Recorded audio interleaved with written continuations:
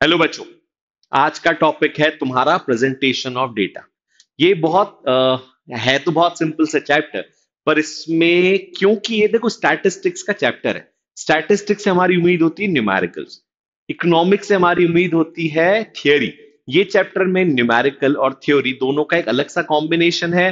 तुम्हें वापस उस पुराने जमाने में जाना होगा जहां पे तुम scale, graph paper, multi coloured pencil, pen सबका यूज करके एक ग्राफ बनाते थे।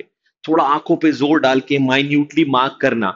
तो ये एक अलग कॉन्सेप्ट है, तो फोकस ज्यादा, चीजें अलग तरीके से पढ़नी पड़ेगी। यही वो चैप्टर है। थोड़ा सा स्टैटिस्टिक्स का वर्जन चेंज होके ग्राफ वर्जन ज्यादा आ जाएगा। चलो देखते हैं क्या क्या इस चैप्टर प्रेजेंटेशन ऑफ डेटा में। फर्स्ट तुम्हें पढ़ना है डायग्रामेटिक प्रेजेंटेशन के अंदर तीन चीजें बेसिकली। तो first thing first, we'll have to go for bar diagram, we'll go for pie diagram and will go for frequency diagrams. अंतर क्या होता है तीनों चीजों में एक बार जल्दी से समझ लेते हैं। देखो, पाई सबको पता है क्या है। Pi is circular shape diagram जिसमें परसेंटेज के बेसिस पे या किसी बेसिस पे डिवाइड करा जाता है, शो हो जाता है कितना डिग्री में कौन सी चीजें हैं। वो डिग्री के हिसाब से size of the pi, pizza shape तुम लोगों ने देखा होगा, साइज ऑफ द पाई के हिसाब से you can easily get to know कि भैया ये ज्यादा है, कम है, 90 डिग्री पे ये बहुत बड़ा फिगर है। तुम्हें समझ में आ जाता है। ग्राफ होता क्या है? बेसिकली ग्राफ होता है to show what you want to show. Cricket याद करो, कभी देखा होगा अभी रिसेंट टाइम में, या कभी भी देखा होगा। क्रिकेट में मान लो 25 ओवर के बाद दो टीम का कंपैरिजन है। एक टीम बैटिंग कर चुकी है, दूसरी टीम की बैटिंग चल रही है। तो कंपैरिजन दिखाना है कि इंडिया इस टाइम पे कहां पे है, ऑस्ट्रेलिया इस टाइम पे कहां पे था। तो देखा होगा तुम लोगों ने, यूजुअली एक लाइन बनी हुई आती। वहां पे हम बार या पाई से यूजुअली शो नहीं करते। रीजन, लाइन बहुत आसानी से बात समझा पाती है कि ग्रोथ कहां पे, कि ग्रोथ चल रहा है। यहाँ पे इनका डिप आया था लेकिन इनका डिप नहीं आया, इनका आगे जाके डिप आया, ये आगे जाके इसको ओवरकम कर गए, आगे पहुंच चुके हैं। तो हमें बहुत, 1 मिनट में अगर कोई चीज फ्लैश करनी है और समझानी है तो वो बहुत आसान तरीका होता है। रेड ब्लू लाइंस में वो दो लाइन बना के आसानी से शो कर देते हैं। फ्रीक्वेंसी कर्व के तरीके से वो शो हो जाता है, वो फ्रीक्वेंसी कर्व कहलाता है। आसान हो गया, उन्होंने वो चूज करा है, वहां पे बार नहीं बनाए जा सकते। तो कौन सा हम चूज करेंगे, that depends on the need of the graph. ठीक है, अब बार और फ्रीक्वेंसी कर्व का एक बार डिफरेंस बताता हूं। Bar diagram is one dimension diagram. One dimension का मतलब क्या है?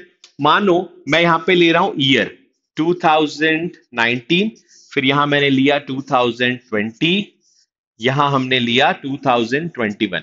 अब मुझे इसमें ये नहीं देखना कि इसका बार का साइज कितना आ रहा है। सो बार का size is not at all required here.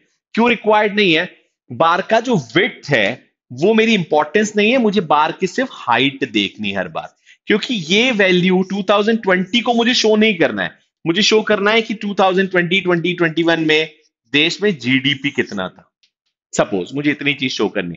So for me y axis is important than less x axis. X axis की इंपॉर्टेंस नहीं है, वो सिर्फ बता रहा है कि हम इतनी फिगर्स को ले रहे हैं बस। हाँ, मुझे ये देखना है इसकी हाइट। सो विड्थ की कोई वैल्यू नहीं, सिर्फ वैल्यू किसकी है, हाइट की। सो बार डायग्राम वन डायमेंशन लेता है, उसमें सिर्फ एक ही डायमेंशन, इधर एक्स एक्सिस या वाई एक्सिस में से। कभी कभी हम वर्टिकल बनाते हैं, कभी हॉरिजॉन्टल भी बनाते हैं ग्राफ। तो उसके हिसाब से हमें either of the axis is important. When you come to frequency diagram, both the axes are important. Frequency diagram का फंडा क्या है? मानो मैं यहां पे ले रहा हूं मार्क्स ऑफ स्टूडेंट और यहां पे नंबर ऑफ स्टूडेंट्स, कौन से स्टूडेंट्स के कितने मार्क्स आए। तो इस केस में the width is as important as the height. समझ में आ रहा है? यहां पे width जो है हाइट और उसके बराबर इंपॉर्टेंट है। मुझे इस एक्सिस पे भी काम करना है, 0 to 5, 5 to 10, 10 to 15, 15, 20, 20, 25। कभी कभी दो ग्राफ 25, 30, 35 के बाद मुझे लगता है 45 तक जोड़ना है। तो अगला बार मुझे थोड़ा सा बड़ा बनाना होगा, इसमें दो वैल्यूज इंक्लूडेड है। तो एक्स एक्सिस में मैंने मार्क्स लिए, तो वाई एक्सिस भी इंपॉर्टेंट है, कितने स्टूडेंट्स हैं। सो यहाँ पे दोनों डिमेंशन इक्वली इंपॉर्टेंट है। ये बनता है हिस्टोग्राम। बार यहां पे भी बनेंगे, पर इसके बार में विड्थ और हाइट दोनों इंपॉर्टेंट है। तो ये 2D बनता है, फ्रीक्वेंसी बार डायग्राम्स कहलाएंगे। ठीक है, चलो आगे बढ़ेंगे। बार डायग्राम कितने पार्ट में डिवाइडेड है समझ लेते हैं एक बार। सो बार डायग्राम को हमने डिवाइड करा है 4 अलग अलग पार्ट में। फर्स्ट है सिंपल बार डायग्राम, जो मैंने सबसे पहले बनाया था वो सिंपल बार डायग्राम है। उसमें कुछ नहीं है, उसमें ईयर वाइज ले सकते, क्रोनोलॉजिकल हो सकता है, ज्योग्राफिकल एरिया वाइज हो सकता है, सिंपल सी बार्स बना के उसको शो करो। मल्टीपल बार डायग्राम क्या होता है, अब देखो। Multiple bar diagram as name suggest, bars जो है वो मल्टीपल है, मतलब एक ही साल के 2 बार। मान लो ये है 2019, 2020, 2021। सो ईयर के हिसाब से man women man women man women, year के हिसाब से हमने मान लो ये रूरल एरिया का एम्प्लॉयमेंट रेट देखा है कि मैन विमेन का रूरल एरिया का एम्प्लॉयमेंट रेट कितना है।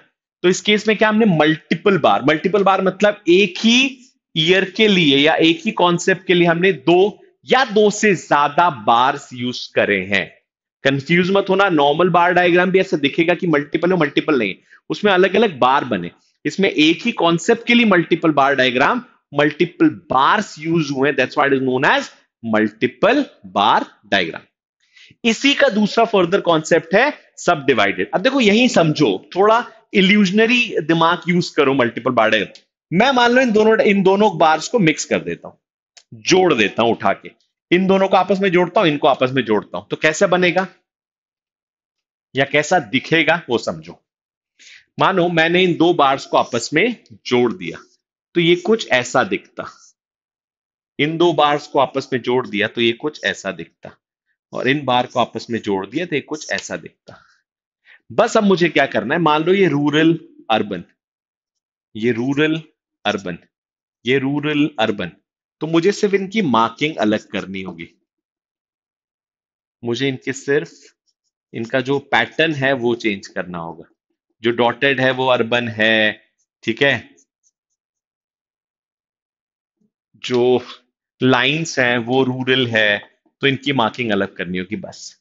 तो ये बनता है सब डिवाइडेड बार डायग्राम। सेम कॉन्सेप्ट पे, बस इतना है कि इसको माइनस करके बनाना होता है, क्योंकि हम दोनों चीजें जोड़ रहे हैं तो वो पूरा ना दिखे इसलिए। दिस इज अर्बन, इतना हिस्सा रूरल, तो टोटल में से मुझे इतना हिस्सा माइनस करके ये हिस्सा निकालना होता है। दिस इज रूरल, तो टोटल में से मुझे अर्बन माइनस करना होगा, तो मेरा बचा हुआ हिस्सा रूरल आ जाएगा। 2 बार हमने आपस में जोड़ दिए हैं। डिपेंडिंग ऑन द नीड, मुझे शो कैसे करना है, ठीक है। फिर आता है परसेंटेज बार डायग्राम, वो और सिंपल है। परसेंटेज बार डायग्राम कभी कभी हमें नॉर्मल फिगर्स बताने होते हैं, किसी को हमें शो करना है, मान लो प्रेजेंटेशन में किसी ने बोला यार बताओ कि रूरल और अर्बन में कितने लोग काम करते हैं, तो वहां पे परसेंटेज की नीड नहीं है। पर अगर मुझे कंपैरिजन करना है, देखो परसेंट का मतलब ही कंपैरिजन होता है। मान लो मेरे पास 2 फिगर्स हैं, 4089 पिछले साल थे जो लोग काम कर रहे थे, और साल के एंड तक आते आते ये हो गया 5128। ये पिछले साल का है। इस साल का फिगर निकल के आया कि काम करते करते थे 5200 और वो बढ़ के हो गए हैं 6020। Now I have to compare किस साल ज्यादा हुआ। अब ये देखिए कंपैरिजन करना इज टू डिफिकल्ट, मुझे इसको कन्वर्ट करना पड़ेगा। तो क्यों ना मैं इसको परसेंटेज लिख दूं कि पिछली बार जो इंक्रीज था दैट इज क्लोज टू 30%। मैंने इसी रैंडम एग्जांपल लिया, ठीक है। और इस साल जो फिगर है इंक्रीज होने का that is close to 28.24%। Now it is clearly visible, don't calculate it, just example. ये क्लियरली विजिबल है कि ये ज्यादा है ये कम है, क्योंकि ये परसेंटेज में कन्वर्ट हो गया है ना। Percentages are easy to compare ना, परसेंटेज होता ही कंपैरिजन के लिए, तो हम कंपैरिजन कर सकते हैं परसेंटेज के केस में।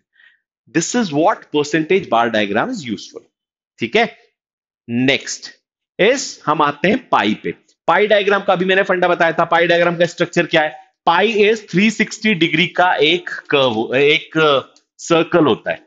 अब उस 360 डिग्री के हिसाब से हमें चीजों को शो करना है। 2 तरीके हैं पाई डायग्राम बना के। तुम्हारे साइड में क्वेश्चन आया हुआ है, इसका एक तरीका है, मैं क्वेश्चन को पहले लिख लेता हूं। एक्टिविटीज लिखी हुई है और आर्स लिखे हुए हैं, ठीक है। सो एक तरीका क्या हुआ एक्टिविटीज और आर का। एक्टिविटीज कौन कौन सी भैया, सो रहा है इंसान तो स्लीपिंग है, फिर है स्कूल मजबूरी, फिर है खेलना जरूरी, फिर है होमवर्क कभी नहीं, फिर है अदर्स नहीं पता ये क्या है। ठीक है, चलो। स्लीप कितने घंटे सबसे ज्यादा होगा? 8 आवर्स, स्कूल मजबूरी तो 6 hours, play 3 hours, homework obviously सबसे कम 3 आवर्स, एंड अदर्स 4 आवर्स। इसका टोटल आ रहा है 24 आवर्स। ना फर्स्ट थिंग इज, क्यों ना हम इसको परसेंटेज में कन्वर्ट कर लें। तो हमने इसको परसेंट में कन्वर्ट कर लिया। सो 8 का 24 के हिसाब से परसेंट आएगा 8, 3 पार्ट्स ना, तो इट इज 33.33। 6 का आएगा 6 4 24, तो ये हो जाएगा 25%। ये 6 का आधा है तो ये हो जाएगा 12.5%, ये भी हो जाएगा 12.5%, ये इसका आधा है तो ये, मैं अप्रोक्सीमेट फिगर ले रहा हूँ 33.17, इसका आधा होगा, मतलब क्लोज टू 16.5, 16.5% होगा इसका आधा। अब देखो, मैंने इसको परसेंट में कन्वर्ट कर लिया, टोटल परसेंट 100 आ रहा होगा। ठीक है, अप्रोक्सीमेट फिगर से तो ऊपर नीचे कुछ होगा, पर सारे जो परसेंट मिला के वो होगा टोटली इतने परसेंट पे आना चाहिए। अब मुझे क्या करना है, मुझे इसको 360 डिग्री पे, क्योंकि मेरा सर्कल 360 डिग्री का है, तो मैं 360 डिग्री का 33%, देखो 360 डिग्री के हिसाब से, सर्कल के हिसाब से 360 डिग्री में से वो 33% सोता है सबसे ज्यादा, तो उसका सोने का परसेंटेज मुझे काउंट करना है। तो जो आएगा करीब करीब 120। 360 डिग्री का 25% वो स्कूल जाता है। सो 25% ऑफ 360, उसको हाफ और हाफ कर दो, सो 180 और हाफ 90, सो वो 90 डिग्री में मुझे शो करना है कि वो स्कूल जाता है। Like wise I can show everything. So मैंने पहले क्या करा, I just converted in percentage and then I converted the percentage with 360 degree के वही परसेंटेज निकाल निकाल के। This one of the way. दूसरा तरीका और आसान है, लेकिन वो यूजुअली हम यूज नहीं करते, इसीलिए हमें वो समझ में लेट आता है। वो ये कि क्यों तुम परसेंट निकाल रहे हो, पहले तुम 100 से निकालो, फिर 360 डिग्री को 100 से निकालो। इट्स बेटर तुम सीधे पर 360 निकाल लो ना, मतलब तुम सीधे सीधे उसको 360 डिग्री से ही कन्वर्ट कर दो, कुछ ऐसे। तो देखो तुम्हें निकल के आएगा कि जो स्लीप आवर्स है वो 8 आवर्स की स्लीप आउट ऑफ 24, मतलब 360 डिग्री का थर्ड पार्ट, तो हमने उसको सीधा सीधा उठा के निकाल दिया 120। इजी हो गया, सीधे वैल्यूज आ गई। सो डिग्री का 120 आ गया। फिर आ गया 6 hours of sleep, that is 90 degree. अब मुझे इसको पाई में कन्वर्ट करना है। तो अगर ये पूरा 360 डिग्री का सर्कल है, तो मुझे सबसे पहले 120 मार्क करना है। देखो 90 डिग्री कुछ ऐसा बनता है, सबको पता है। सो 90 डिग्री और ये 180 डिग्री, तो 120 डिग्री कहीं यहां पे आएगा। ये मैं अभी रैंडम अंदाजे से मार्क कर रहा हूं। दूसरा बोल रहा है 90 डिग्री स्कूल जाता है, ये परफेक्ट 90 डिग्री बनेगा। तो ये हो गया इनके सोने का टाइम, ये हो गया इनके स्कूल का टाइम। फिर वो बोल रहा है कि 45, मतलब खेलता और होमवर्क जो है वो that is 45 degree. So upon 90 degree mark कर लेते हैं, इसका 45 डिग्री बराबर पे, 90 डिग्री का आधा होगा, सो इसका बराबर पे वो होमवर्क करता है, बराबर पे वो खेलता है।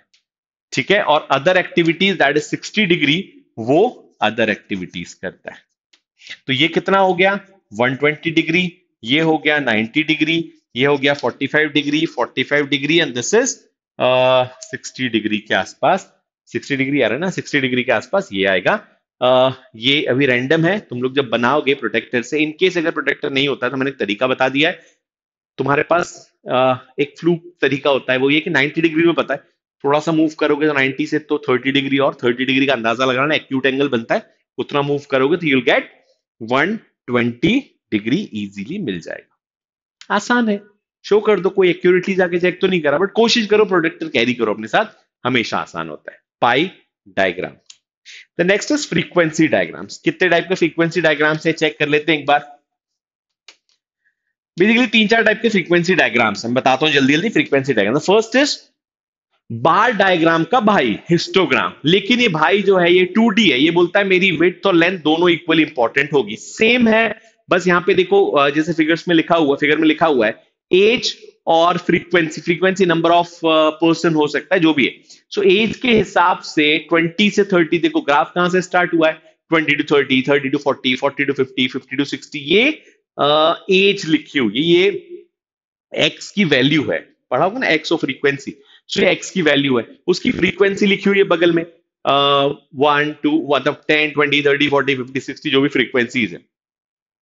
बस इतना याद रखना, जब हम बार डायग्राम बना रहे थे, हम एक piece of paper, plain piece of paper पे भी बन जाएगा, रूल पेपर पे भी बहुत बहुत इजीली बन जाता है। पर when you going for histograms you have to have graph paper, उसके बिना मुश्किल होगा, क्योंकि यहाँ पे चीजें आसान है। मैं देख पा रहा हूँ 40 और 20 दिख रहा है तुम्हें बगल में, जो 20 को मार्क करना आसान है, 40 को मार्क करना आसान।